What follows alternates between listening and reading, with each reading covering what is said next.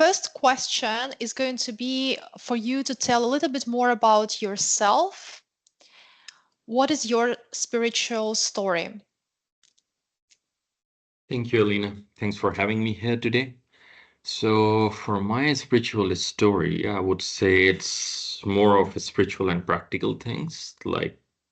Uh, the thing is, I started doing my journey at a very early age because, I belong to a family, but that has its practices of religion and all.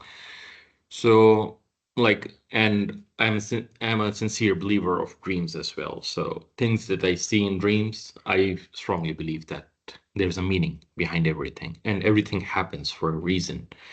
It's not like that you would just have a dream for the sake of having a dream. The dream would have some signs, some information there. Even like whatever you do, it has it is a ripple effect of something that has been done in the past and something that's coming up for future. Because anything like the life that we are spending now, it's a result of a decision that we took perhaps a couple of years back, right? Like probably a couple of months back or a couple of years back, you might have decided that I want to be a podcaster, for example, or I'm working here, but it's not fulfilling my internal desire of being happy or being fulfilled or, being content with what I'm doing or contributing to the world. So for my situation, it was more like initially I started having some of the dreams. I didn't have anyone around me to interpret them to me. And as it progress growth, when someone is strong and active in spirituality, there's a lot of push and pull on both sides of, the positive side and the negative side. There's a lot of push and pull for them. So I was one of them. I was stuck there, someone in the middle, but I was lucky enough that I was guided to the positive side in multiple ways. Sometimes in dreams, sometimes I met people for a very short time. They would just guide me for something very specific and unknowingly. By the way, that was not something known even. That, okay, he's a spiritual person, or I'm on a spiritual journey myself. And I just learned it like around, I would say, 20 years back, that, okay, I'm on this path and I have to be, real focused and serious about it. So I was getting it, but something that really happened around 20 years back to me, I met a person who really enlightened me when it came to, developing things like inner spirituality plus practical approach, how you should approach it.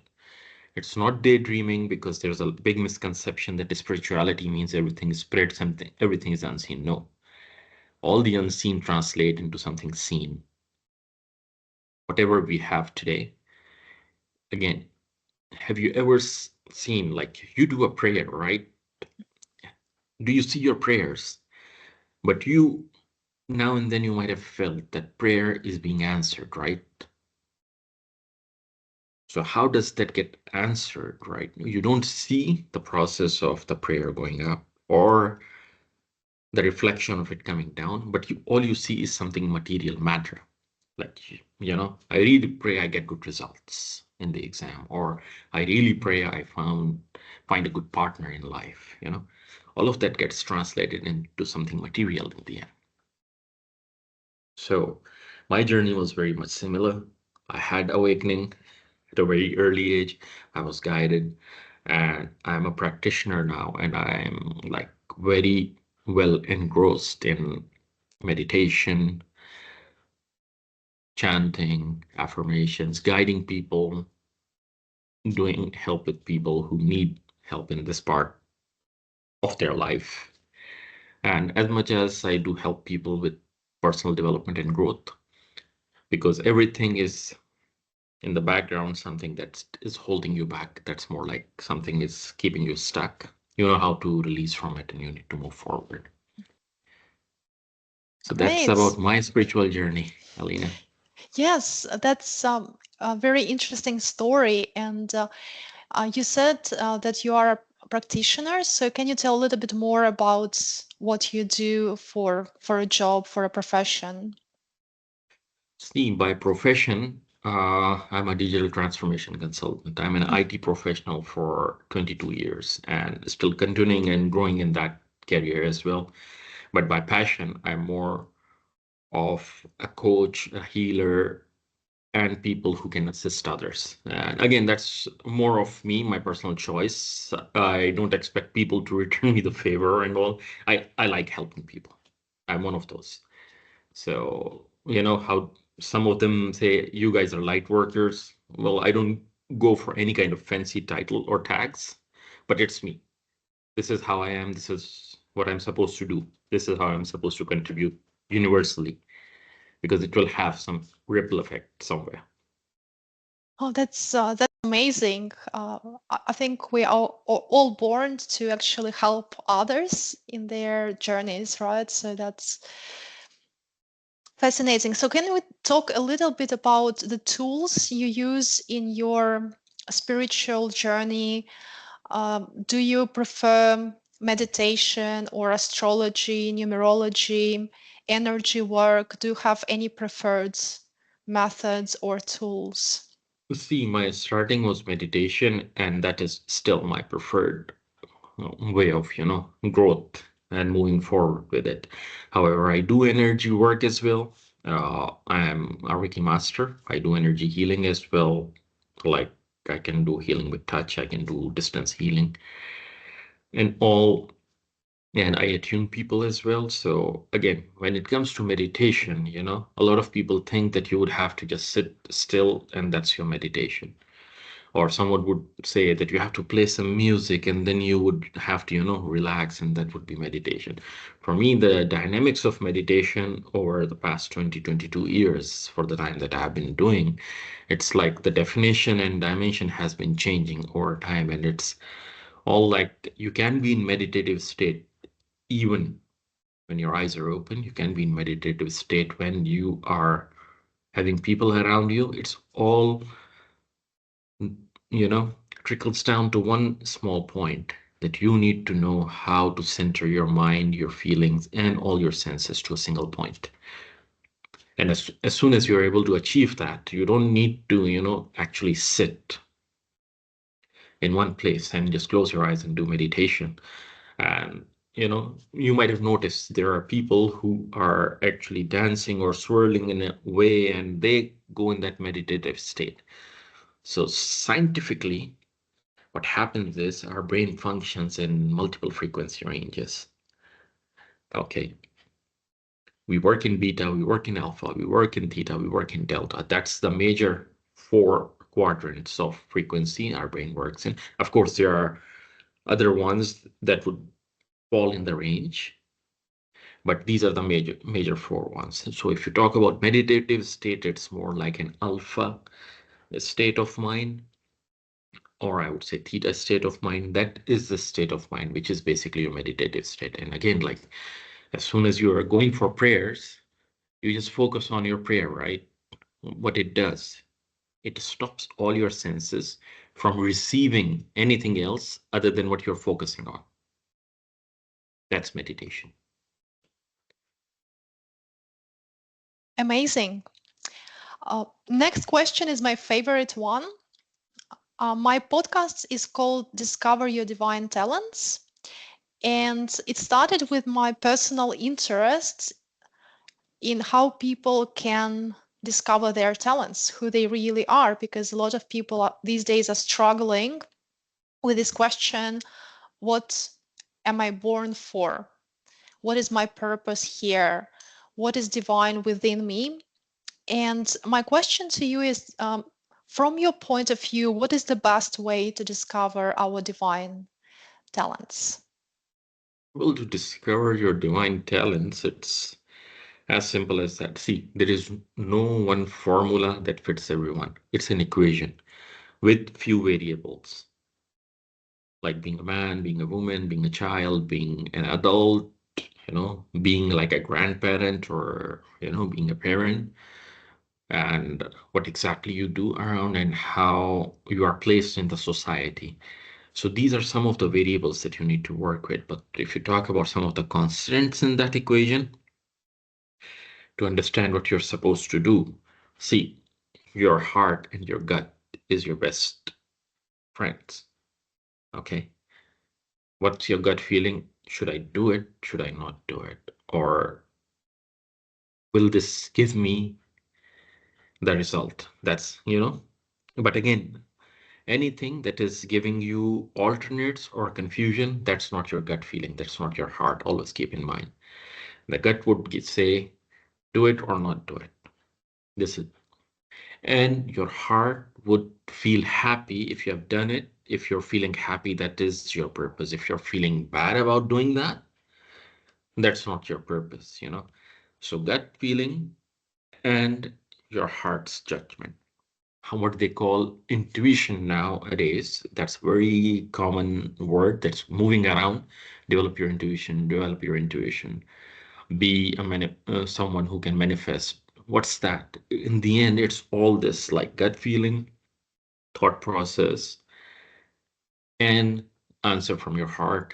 They're naming like be more intuitive, follow your gut feeling, how it feels, and execute it. So for your question specifically, if you are planning to do something, change something, XYZ, what's your gut feeling about it? Because that's your spirit talking to you. Okay. Mhm. And how your heart feels about it after doing it, is it good or bad? The first feeling. Because as soon after the first feeling, your mind takes over immediately. And it tries to be more rational instead of being more spiritual or connected or getting an answer. It's more rational. So it starts doing the calculations basically. So gut and your heart, these two are your best friends and best advisors to understand your purpose of life. And about yourself, have you discovered your divine talents? Can you give us some examples of your search for divine talents? Well, again, like I discovered that I'm able to guide people very well on different topics, on different subjects, whatever I know, whatever I'm skilled with, whether it's like more material skills or more spiritual skills or something that I'm good at, like energy healing and all, I can coach people very well. I can guide people very well. That's my talent. That's what I would say I'm gifted with. And people get benefit from me. Or I would say it's more like the effect of the name. Like everyone should have a meaningful name. You should always name your children with something sensible that has a great meaning. So, because in our language, my name means benefit, someone who benefits others. So that's also an effect that I believe I have in myself.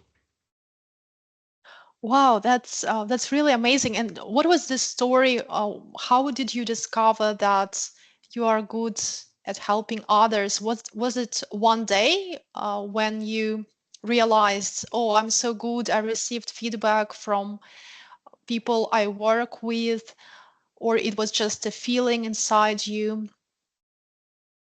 Well, to be honest, like earlier, it was more like I used to study something myself and then I would coach my peers as well on that. And yeah, but then there was a big gap. I started working and all. But after that, one fine day, I was thinking that, okay, like I have worked for 15 years already. So the information that I have, it's about time I should start sharing it with others. So what would be the best way? So I mean, like for past 8, 10 years, I've been an advisor for technology startups as well. And I am seeing that people are getting benefit from it. They are able to grow very well. They are able to secure a lot of funding. They're able to, progress. And ultimately, they are giving results, positive, successful results.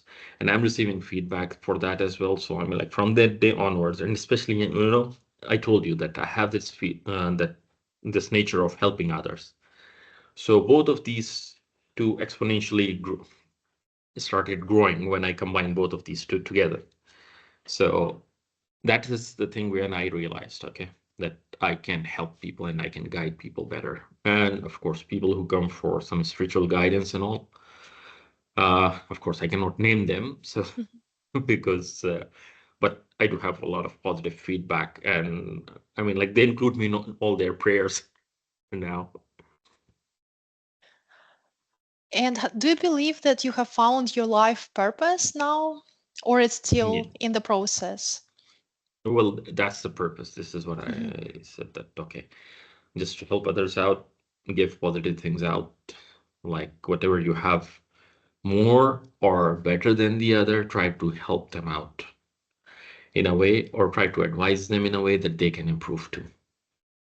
It's not necessary that you have to be the best, but if you see that you are better off in some way as compared to another person in terms of age, experience, knowledge, even financially, just, try to help them out as much as you can. Hmm. And have you experienced any transformations on your spiritual journey? How did you change during your lifetime? Okay, for my change, like, there was a time where I used to think if I have done something or I have talked to someone during my sleep in a dream or was it in real? Mhm. That was my transitioning time where I was having this confusion like, did I talk to this person in dream? Did I say this word to him in dream? Or did I just tell him that a while back? So that was my transitioning time. But like post COVID, I was like, you know, post COVID, I was like alone for almost like 2 years, 2.5 years. And that just transformed me, not 360, but 720 degrees. Once this way, the once that way. So that was also a time like in early 2000. So I would say that was also a time when I had the time of like 3 to 4 years. I was alone, just working, and then I had a lot of time. So I had two options, either to watch TV and movies and just waste time, or start reading some sensible books, sensible stuff, start practicing. So these were the two phases basically. One was from 2004 till 2007, the other one was from 2021 till 2023. That really transformed me. Your experience is very similar to people I interview. Many of them experienced transformation during COVID time as well, and that's fascinating. And my next question would be in relation to why so many people these days are so much opposed to spirituality. And I see it a lot in my friends or people around a lot. And sometimes people say, oh, this spiritual stuff is not real, it's not scientifically proven, or there is no rational explanation for it. And people could be quite negative about these issues. So, what is your point of view about this? See, I don't, I will not say that people are wrong who are looking for some rational application, rational explanation of it. Because since childhood, you are trained that way. You know, when a person is born, he or she, they are like a blank paper. Whatever you're going to write on it, how you're going to train them, this is what they would become. What, like ever since you're a child, you might have heard hard work will give you success, right? Hmm. So have you ever seen a rich donkey? Or have you ever seen a rich ox that Not pulls a really. cart? That pulls a cart, right? That's the hardest work as I see. But have you ever seen any one of them, an ox or a donkey, to be rich? No. No. So hard work doesn't give you the result. It's more like a mind programming that has been done on you because of your society, your bringing up, or your schools even. Yes, smart work does give you results. It's a switch like this, because you're programmed this way, that no, you have to do this, then you will get this. That's the mind programming, and that's the result. When people talk about scientific research, I really love the work that has been done by Jose Silva. Hmm. He has scientifically explained the connections, the connectivity, and how the brain works, how your spirit gets connected, how you're connected to the universe. And the work that this gentleman has done, he's a genius. I would say he was one of the blessed ones who was sent on this planet to help people understand and be guided. And it's like a complete course. Even I'm a certified master of Silva Method. I'm a certified instructor. So I coach people on Silva Method as well, those who take courses from me for Silva Method grad program. So in that program, like anyone who says that I don't believe in spirituality, I tell them, come, let's join a session with me. I will give you one session of 1 hour, and after that 1 hour, you will tell me what are you feeling. And there is no, again, no one will ask you to do any kind of yoga pose. No one will ask you to do any kind of humming or murmuring or using any kind of chanting. No one will, play any kind of music or lights or this or that. No, it's pure science. And talking to you, I just want you to follow the guidance and see and feel. So, and again, Alina, if anyone argues with you, just ask them one simple question. Everyone sleeps, right? Everyone has a dream, some way or the other. Okay.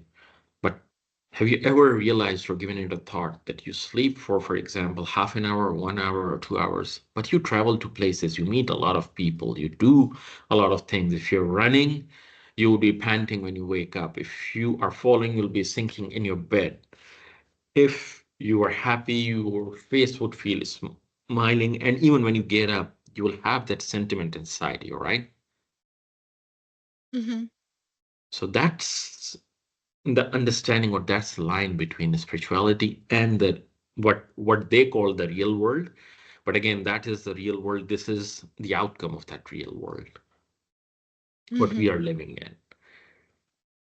Okay. Hmm. So for explanation purpose, like anyone and everyone is spiritual, everyone sleeps. How do they dream? And how do they wake up? That's the simplest explanation that I always give to people. That how you're able to do a lot of things there. That means there is some spiritual side of you that has a speed, that has a strength, that has ability to move around. And there is a practical side of you, which is more of a byproduct of your beliefs and your mind programming that you are now. That's interesting. Um, okay, so now my next question would be about healing. So a lot of people I know become spiritual because of some physical illnesses. So they one day experience chronic illness or serious illness, some problem with their physical body, and they look for answers, they look for ways to improve their health, and in some ways they discover some spiritual teachings. Sometimes they start doing yoga or reiki or any other practices. So what do you think in relation to healing and spirituality? So, what is your perspective on healing? So, you said you talked about Reiki a little bit. So, can you Yeah. just talk a little bit more about it? Okay. See, when you talk about healing, healing is what? See, first of all, as I believe in, you have come to the world from a source, right? Hmm. That source, by source, I don't mean your parents, I mean like the spiritual source, right? Everyone has come out of a source, and that source was perfect. And everyone is born perfect. If someone is having a disease, deformity, some problem, this or that, That is something that's an outcome of the surrounding, how things were around you. Otherwise, inside, everyone is born perfect. You need to just shine that part of it. Okay. As for people suffering from different diseases, different problems, and all, so, I believe that's the way of nature of bringing them back to, their true self. That, if you're not having a problem today, you would never bother or even think about that there's a problem like that and there's a solution to it. And what is the solution for it? Maybe people are lost totally. They are being too materialistic. I mean, like, no matter how practical you are or professional, whatever you are, helping someone always feels good inside, right? Why? Mhm, There's a reason behind it, right? Because that's your true nature. mhm, Your true nature is not like you would wake up every day at one point of time, you would get ready and you would drive the car. That's not your nature. Even on the way, like if you're helping someone out, you're giving someone a ride, you would feel good the whole day. You will carry that feeling, mhm, right? So that's your true nature. What you are doing as the outside of it, it's more like a practical mean that we have formulated in the world that, okay, this is what you're supposed to do and this is how you're supposed to take it up. Okay. And people who find their spiritual journey through diseases and problems, it's more like they have been away for too long. Now the nature wants to pull them back to where there should be. That was their purpose. So they have to be brought back to that by force, I would say. Okay. And if you talk about Reiki healing, of course, Yusi was the Japanese guy who developed Reiki himself. That's why I'm a master of Yusi Reiki. Okay. And of course, for him, he had developed some symbols so people are able to focus more, people are able to understand things better. But in true nature of Reiki, you don't need symbols. mhm, You just need to be able to understand how you will channel energy through yourself and how you would focus and direct the energy to someone in need. That's Reiki. And again, like when you're channeling energy through yourself, you are channeling the same perfect energy that you are a part of. You are born with that. You are born with a certain part of it. Okay, so you just need to know how to develop your connection to the actual source and be mhm, able to channel that through you and help people. And of course, when people have multiple diseases, I personally have a lot of cases where people would just text me sometimes, we are not able to sleep for like 2 days or 3 days or something. Can you just help us a little? So what I would do, I would just direct some soothing, healing energy to them. And they like while texting on WhatsApp itself, I don't stop getting answers. And after like 5, 6 hours, they would get back, oh no, we just dozed off. And thank you for that. So that's something very minor I'm saying. But I have helped people having pain and stopping blood flows even like my son the other day he there was a mug that he was putting it in the kitchen and it fell and that part of it just on his big toe it just came and cut him in the middle. So that was about a week back, so I just said, okay, relax, just hold on. I just took his toe in my hand and I said, just hold on, it's fine. And I mean, like all praise to God, like when I just moved my hand, there was no more bleeding. Like, of course, the you will see that there was a cut here, but the bleeding wasn't there anymore. Okay. So, I mean, like it has its applications, and even like people suffering from different diseases, even cancers. Like the thing is, you should not focus on healing the cancer, but which part of you is not functioning well, heal that part of your body. mhm, That would take care of the cancer by itself because in the end cancer is a byproduct, just like blood pressure is a byproduct. Some organ isn't functioning very well. That's why your body is developing blood pressure just to cater that, because it requires more blood flow in certain streams of you to make the organ function well again. That's the nature of your body. Hmm. And do you have any recommendation for people who are watching us who have some chronic illness in a particular body parts and they look for solutions? So what should they do first? Well, I would say, see, I will tell you a general practice, but it doesn't, you know, people need to consult an expert before doing Hmm. it. Because all of our internal body mechanism and nature is different, Mm. you know. So the thing is, what I have observed myself, people who are suffering from different diseases, fasting helps a lot. Keeping their stomach empty for extended period of time, more than 12 to 14 hours, that helps in all form of diseases, by the way. Okay. Secondly, people who are suffering from anything external, they are feeling, heavy shoulders or something, have a salt bath. Just put some salt in water and just, pour it on yourself, not on your head. Pour it neck down on your body. That helps also. And people who are suffering from any organ deformity, it's more like what you have to, again, it's more like it won't happen in one day. You need to keep on practicing it. Fix one time in a day when you are completely relaxed. Just close your eyes and don't imagine, but feel, place your hand on that part of your body and just feel the organ inside that's not working very well. It is becoming better, better, and better with every passing moment.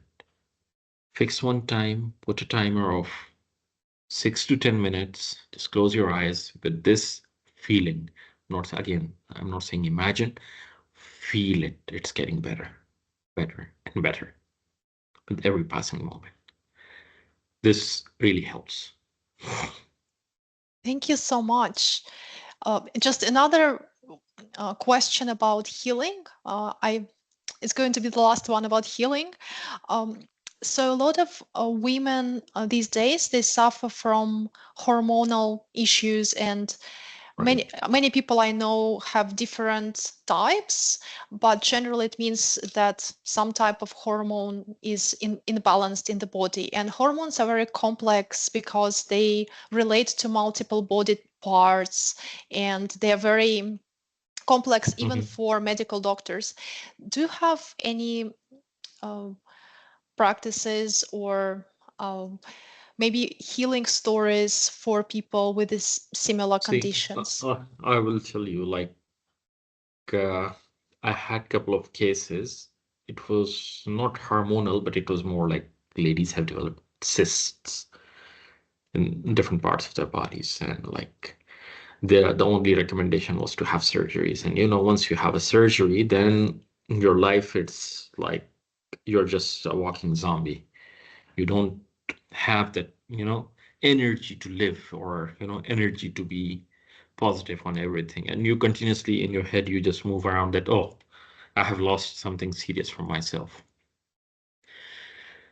So the thing is, again, the same part, same thing that I mentioned a while back. Place your hand and just feel the organs that are not functioning well, or they have any kind of problem. It is being healed with every passing moment. And again, by the way, Alina, just to Mhm. mention one thing, I do have a free 30-minute consultation for anyone who needs help. Because when it comes to general advisory and all that, I told you it's my nature. I prefer helping people. So I've kept a 30-minute slot for everyone who needs help. They can just book a 30-minute slot, and I'm happy to advise them. I'm happy to help them in that 30-minute session. Of course, when it comes to more like a full training or something, that is more of a charged thing. Mhm. But in general, for advisory consultation, it's free. And if someone would like to connect, you can just drop off my Instagram channel there. There's a link. They can just submit their appointment, and I'll be more than happy to help them.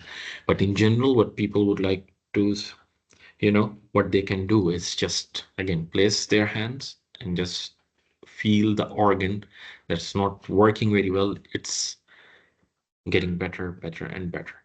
Because in the end, hormonal imbalance is what? One of your body organ or gland isn't functioning right. Mhm. That causes the imbalance. I mean, like a practical example, what is cancer? Cancer is like more like an autoimmune. What they say, your white blood cells become hyperactive and it starts attacking itself, you know? So being someone who prefers doing work with nature and, herbals and all, again, no offense to anyone. Everyone is professional, everyone is there to do their part. But, start fasting, cut out all the carbs from your diet, focus on plant-based stuff, or if you need proteins, also go for eggs. Okay. And, but make sure you reduce your carb intake, especially wheat, flour, sugar, and even the table salt that we eat, the white salt. Go for sea salt or Himalayan salt, what they call the pink salt as a Mhm. common term. Okay. That Mhm. would help you in, like, I would say 70 to 80% of the diseases that you have.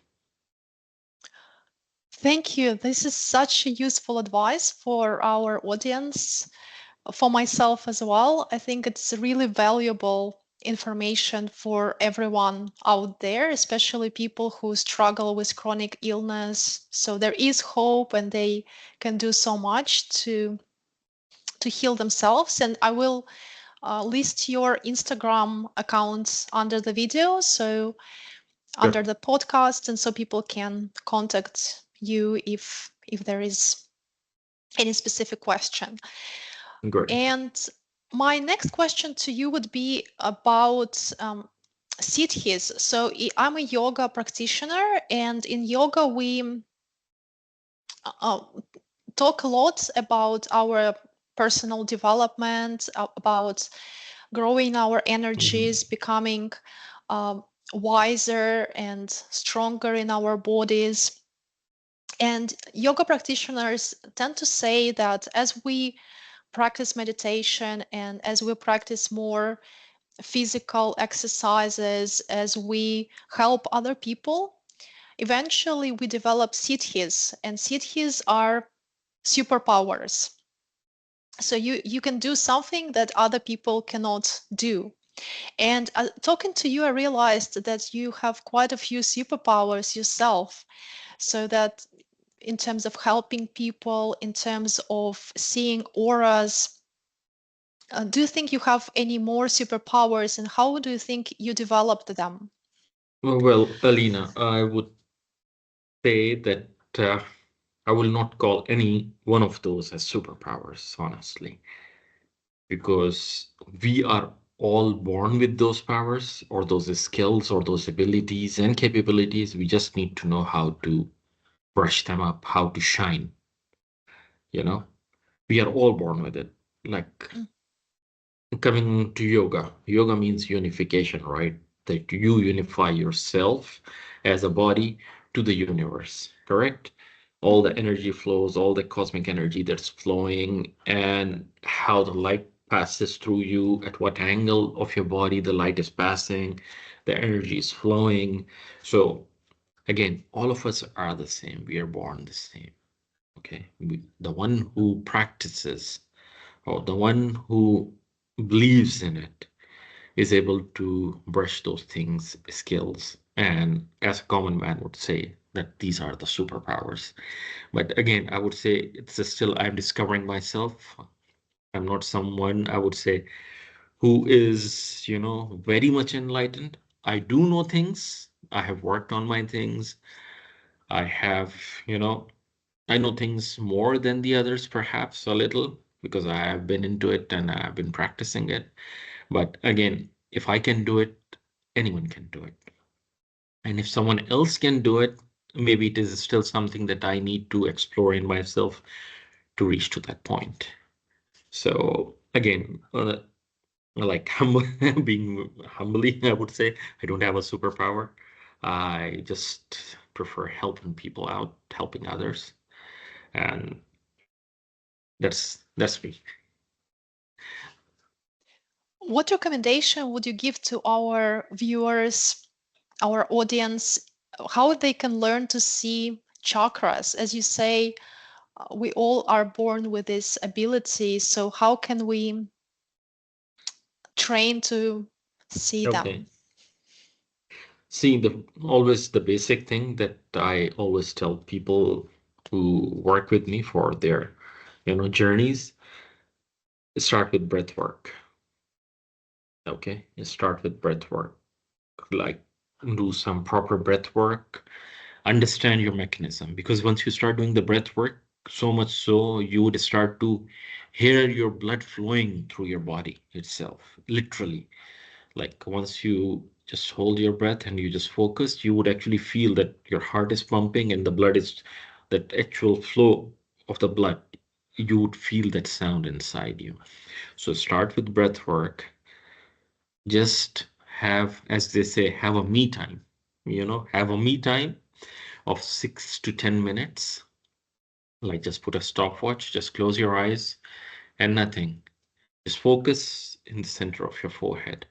Do some breath work and start with this very small meditation. And you would start to feel changes in yourself within 7 to 14 days. And that day onward, if you really start doing it, you would start to feel that what I felt I knew, I didn't know anything. And there's a lot to explore. So, anyone who's on their journey, they're always seeking, they're always looking for more. Anyone who says, I know, they get stuck, they get stagnant immediately. Mm.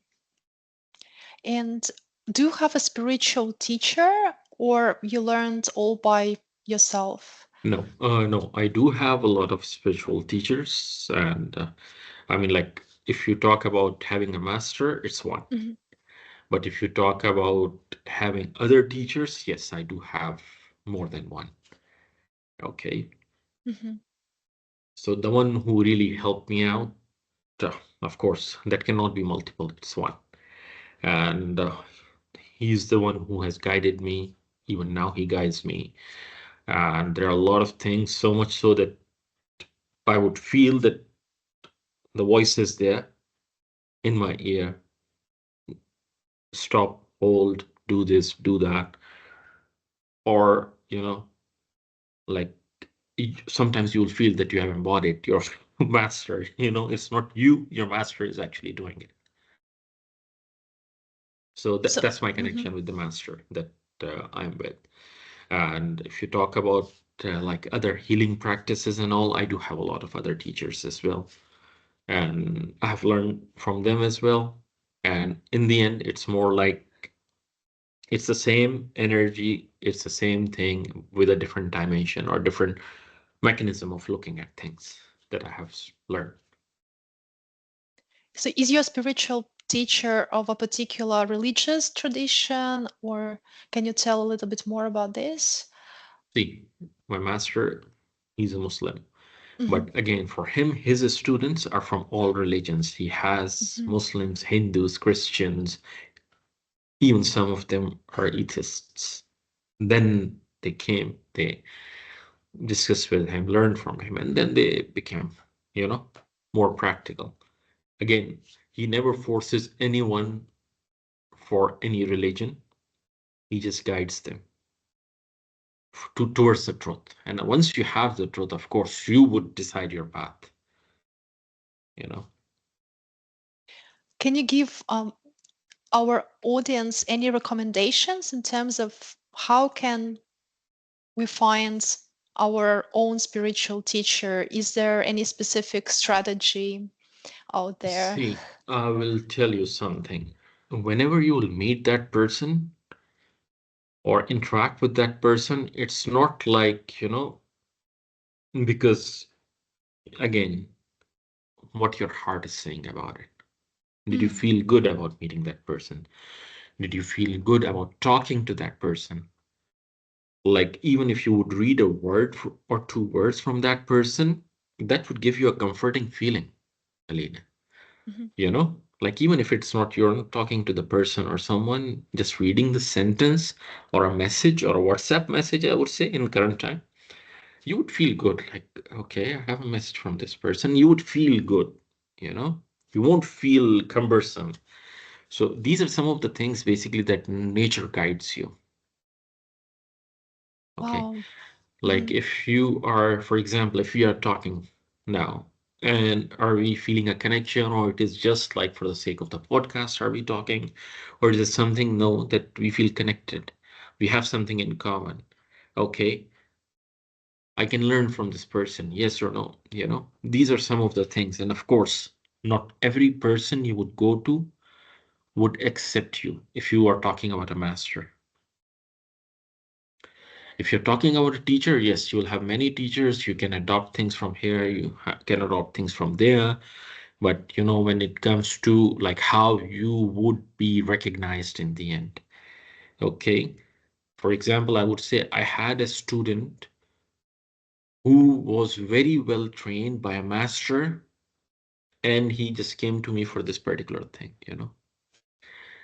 And it's the same thing, like even in Reiki, like they have a tree, like from where you learn, from whom you learned, and mhm. how it is coming down to you. So it's the same thing. And again, like my Reiki master is a teacher. He's not the one who groomed me initially. But yeah, my master is different from my Reiki coach, Reiki master.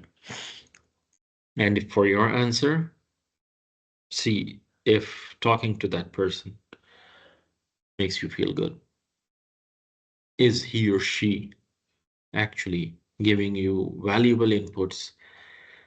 And one sign that I personally look for when I meet these kind of people, there will be a lot of answers to your unasked questions, things that were in your head or inside you that you wanted answers for. Automatically from that person, it would start coming up without even asking.